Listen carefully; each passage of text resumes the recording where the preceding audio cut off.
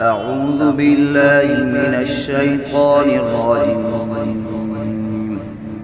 بسم الله الرحمن الرحيم. ألف لام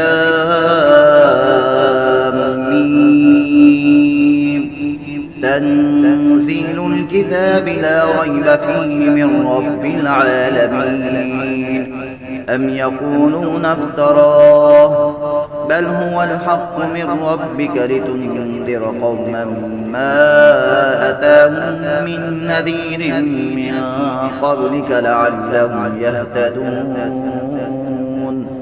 الله الذي خلق السماوات والأرض وما بينهما في 6 أيام ثم استوى على العرش ما لكم من دونه من ولي ولا شفيع أفلا تتذكرون.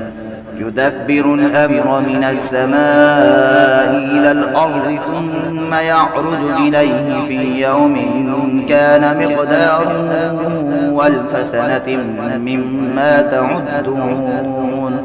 ذلك عالم الغيب والشهادة العزيز الرحيم.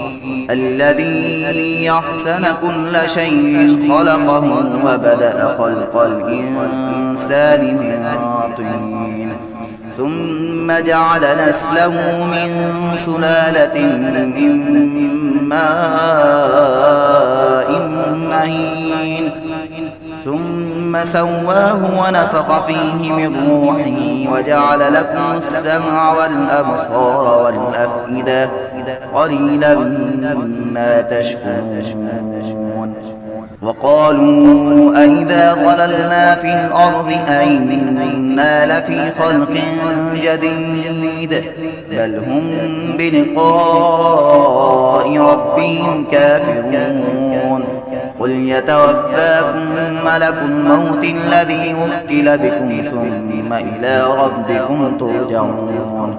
ولو ترى إذ المجرمون ناكسوا رؤوسهم عند ربهم ربنا أبصرنا وسمعنا فارجعنا نعمل صالحا إنا موقنون. ولو شئنا لآتينا كل نفس هداها ولكن حق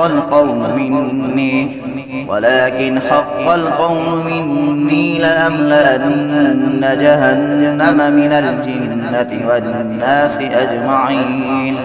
فذوقوا بما نسيتم لقاء يومكم هذا إنا نسيناكم وذوقوا عذاب الخلد بما كنتم تعملون.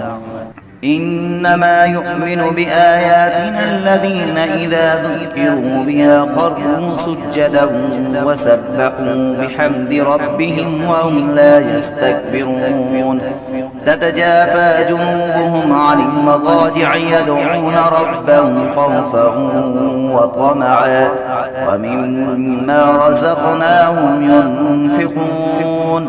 فلا تعلم نفس ما أخفي لهم من قرة أعين جزاء بما كانوا يعملون. أفمن كان مؤمنا كمن كان فاسقا لا يستوون.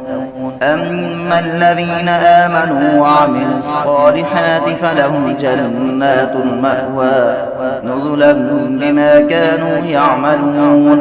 وأما الذين فسقوا فمأواهم النار كلما أرادوا أن يخرجوا منها أعيدوا فيها وقيل لهم ذوقوا عذاب النار الذي كنتم به تكذبون. ولنذيقنهم من العذاب الأدنى دون العذاب الأكبر لعلهم يرجعون. ومن أظلم ممن ذكر بآيات ربه ثم أعرض عنها إنا من المجرمين منتقمون.